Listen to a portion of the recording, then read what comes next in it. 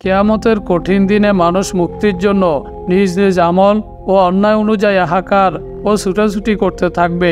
নিজ নিজ ধারণা অনুযায়ী উপযুক্ত আপনজনের কাছে সমাধানের জন্য যেতে থাকবে। কিন্তু আপনজন তো দূরের কথা, নবীগণও তা থেকে অক্ষমতা প্রকাশ করবেন।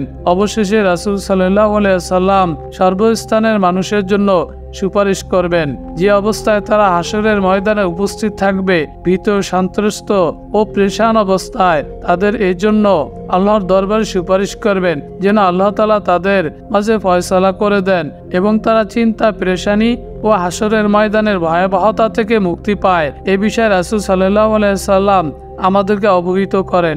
তিনি বলেন, আল্লাহ তাআলা পূর্ববর্তী ও পরবর্তী লোকদের একই স্থানে একত্রিত করবেন।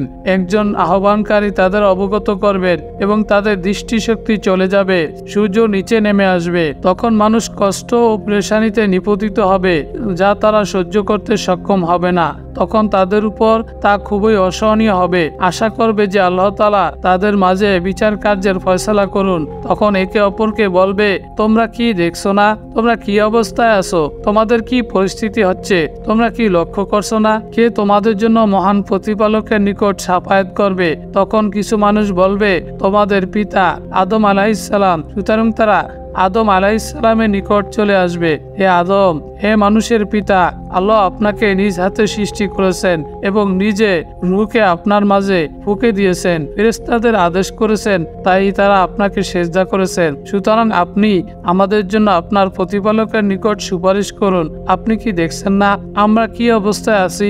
আপনি কি দেখছেন না আমাদের উপর কি আযাব পৌঁছেছে? তিনি বলবেন, আমার প্রতিপালক আজ এমন রাগান্বিত হয়েছেন যে এর পূর্বে এমন গোসা আর কখনো করেননি, এরপর আর কখনো এমন রাগও হবেন না। তাছাড়া তিনি আমাকে যাক্কুম বৃক্ষ থেকে নিষেধ করেছিলেন, অথচ আমি তার কথা অমান্য করেছি। আমি আমার নিজের ব্যাপারে সংশয় রয়েছি। তোমরা অন্য কারো নিকটে যাও, তোমরা নূহ এর কাছে যাও। সুতরাং তারা নূহ আলাইহিস সালামের কাছে আসবে। হে নূহ, আপনি জমিনের রাসূলগণের পিতা এবং আল্লাহ তাআলা আপনাকে শুকরগুজার বান্দা বলে আখ্যা দিয়েছেন। তাই আপনি পারেন আমাদের ব্যাপারে আপনার প্রতিপালকের নিকট সুপারিশ করতে। আপনি কি দেখছেন না আমরা কেমন অবস্থায় রয়েছি? আপনি কি দেখছেন না আমরা কেমন বিপদগ্রস্ত? নূহ আলাইহিস সালাম বলবেন, আজ আমার প্রতিপালক এমন রাগান্বিত হয়েছেন যে এর পূর্বে কখনো এমন রাগ হননি এবং এরপর কখনো এমন রাগান্বিত হবেন না। আর আমারও একটি ত্রুটি রয়েছে, তাহলে আমি আমার কওমের উপর বদদোয়া করেছিলাম, ইয়া নাফসি ইয়া নাফসি ইয়া নাফসি। তোমরা অন্য কারো নিকটে যাও, তোমরা ইব্রাহিম আলাইহিস সালামের নিকটে যাও। সুতরাং তারা তাই করবে এবং বলবে, হে ইব্রাহিম, আপনি আল্লাহর নবী, জমিনবাসীদের মধ্যে তার অন্তরঙ্গ বন্ধু।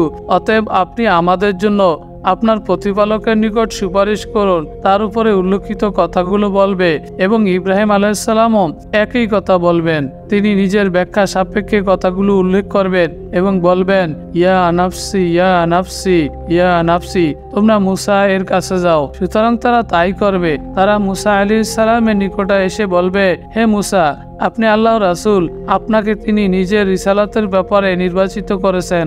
সমস্ত মানুষের মধ্যে আপনাকে তিনি কথোপকথনের জন্য নির্বাচিত করেছেন।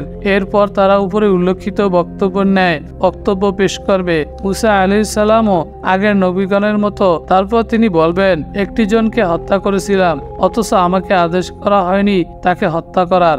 ইয়া নাফসি ইয়া নাফসি। তোমরা অন্য কারো নিকটে যাও, তোমরা ঈসা আলাইহিস সালামের কাছে যাও। সুতরাং তারা ঈসা আলাইহিস সালামের নিকট এসে বলবে, হে ঈসা, আপনি আল্লাহর রাসূল এবং তার কালাম, যা হযরত মারিয়ম আলাইহিস সালামের নিকট নিক্ষেপ করেছেন। আপনি তার পক্ষ থেকে রূহ। আপনি দুনিয়া থেকে মানুষের সাথে কথোপকথন করেছেন। পূর্বে উল্লেখিত একই ধরনের কথা বলবে তারা। ঈসা আলাইহিস সালাম পূর্বে নবীদের মতো আল্লাহর গুসার কথা বলবেন। তিনি কখনো গুনাহের কথা উল্লেখ করবেন না। বলবেন, অন্য কারো নিকটে যাও, তোমরা মুহাম্মদ সাল্লাল্লাহু আলাইহি ওয়াসাল্লামের নিকটে যাও। রাসূল সাল্লাল্লাহু আলাইহি ওয়াসাল্লাম বললেন, সুতরাং তারা আমার নিকটে আসবে এবং বলবে, হে মুহাম্মদ, সাল্লাল্লাহু আলাইহি সাল্লাম, আপনি আল্লাহর রাসূল, আপনি নবীদের শেষ এবং আল্লাহ আপনার পরের ও পূর্বের সকল ত্রুটি ক্ষমা করে দিয়েছেন। এমনভাবে তারা আগের নবীদের সাথে যেভাবে বলেছে সেগুলো এখানেও বলবে এবং সুপারিশ করার কথা বলবে। রাসূল সাল্লাল্লাহু আলাইহি সাল্লাম বলেন, তখন আমি দণ্ডায়মান হব, আরশের নিচে অবস্থান করব, অতঃপর আমার প্রতিপালকের সামনে সেজদায় অবনত হব। আল্লাহ আমাকে বিজয় দান করবেন, আমাকে তার প্রশংসনীয় কাজের মাধ্যমে অনুপ্রেরণা যোগাবেন এবং তারই উত্তম প্রশংসা, কেননা তিনি আমার পূর্বে কাউকে বিজয় দেননি। অতএব বলা হবে, হে মুহাম্মদ, আপনার মাথা উত্তোলন করুন, যা চান আপনাকে দেওয়া হবে, সুপারিশ করুন, কবুল করা হবে। তখন আমি বলবো, হে আমার রব, আমার উম্মত, হে আমার প্রতিপালক, আমার কম। তখন তিনি বলবেন, হে মুহাম্মদ, আপনি আপনার উম্মতের জন্য জান্নাতের ডান পাশের দরজা দিয়ে প্রবেশ করুন, তাদের হিসাব নেওয়া হবে না, তারা হবে ভিন্ন স্তরের লোক। অতঃপর আল্লাহ মানুষের বিচার কার্যের সূচনা করবেন। এই সমস্ত ঘটনা ঘটবে হাসরের ময়দানে এবং বড় দুর্ঘটনা, অস্বস্তিকর অবস্থায়, পেরেশান অবস্থায় নবীগণের সর্দার সুপারিশ করবেন। তিনি হলেন ফরেজগারদের সর্দার। হে মুমিন, তোমরা রবের পক্ষ থেকে যে আদেশ দেওয়া হয়েছে তা পালন করে যাও, তোমার কাজ। আশায় বুক বাঁধো, তোমার জন্য সুপারিশ করা হবে। ভয়ে আড়ষ্ট হও, কান্নায় বুক ভাসাও, কারণ নবীগণ মহা পরাক্রমশালী মালিকের ভয়ে নিজেকে অযোগ্য বলে মনে করবেন।